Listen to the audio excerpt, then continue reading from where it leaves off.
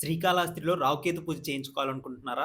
అయితే ఈ ఆలయంలో రావుకేతు పూజ ఎందుకు ప్రసిద్ధో చెప్తాను. ఈ రీల్‌ని సేవ్ చేసుకోండి. శ్రీకాళహస్తి కేవలం ఒక ఆలయం కాదు. ఇదొక కాస్మిక్ సీక్రెట్. ఇక్కడ ఉన్న శివుడు వాయులింగం అంటే ఎయిర్‌ని రిప్రజెంట్ చేస్తూ ఉంటాడు. ఆయన ఆవరణంలో 27 నక్షత్రాలుంటాయి. దానికి అర్థం ఏంటంటే ఈ విశ్వం మొత్తం ఆయన ఆధీనంలో ఉందని.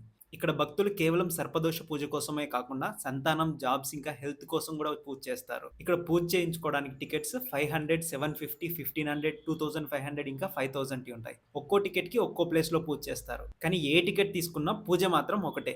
ఒక టికెట్ పైన ఇద్దరిని పంపిస్తారు. అలానే వాళ్ళ పిల్లల్ని కూడా అలౌ చేస్తారు. ఫ్యామిలీ లేకపోతే ఫ్రెండ్స్‌నైనా తీసుకెళ్లొచ్చు. ఈ పూజ ఎవ్రీడే మార్నింగ్ 6 నుంచి ఈవినింగ్ 6 వరకు ఉంటుంది. కానీ రాహు కాలంలో చేసుకున్నప్పుడే ఆ పూజ ప్రభావం ఎక్కువగా ఉంటుంది. పూజకి వెళ్ళేటప్పుడు ఖచ్చితంగా ట్రెడిషనల్ డ్రెస్సే వేసుకొనెళ్ళాలి. పూజకి కావాల్సినటియన్నీ వాళ్ళే ఇస్తారు. మనం తీసుకెళ్లాల్సిన అవసరం ఏం లేదు. దేవస్థానం వాళ్ళే సిల్వర్ రాహుకేతు విగ్రహాన్ని ఇస్తారు. ఇందులో ఒక తల రాహుది. మిగతా 5 తలలు కేతువుది. వాళ్ళు మనకిచ్చే వాటిల్లో లెఫ్ట్ సైడ్ క్లాత్‌లో రాహుకు, రైట్ సైడ్‌లో పెట్టిన బ్లాక్ క్లాత్‌లో కేతువు కోసం. పూజ అయిపోయిన తర్వాత ఖచ్చితంగా సిల్వర్ విగ్రహాన్ని హుండీలోనే వేయాలి. ఇది మాత్రం అస్సలు మర్చిపోకండి. పొరపాటున కూడా వాటిని ఇంటికి తీసుకెళ్ళకూడదు.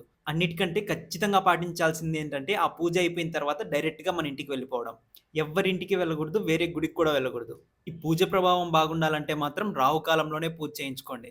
ఈ టెంపుల్ హిస్టరీ అండ్ బడ్జెట్‌తో డీటెయిల్డ్ వీడియో మన యూట్యూబ్ ఛానెల్‌లో పోస్ట్ చేశాను. ఈ వీడియో కింద లింక్ చేస్తాను చూడండి.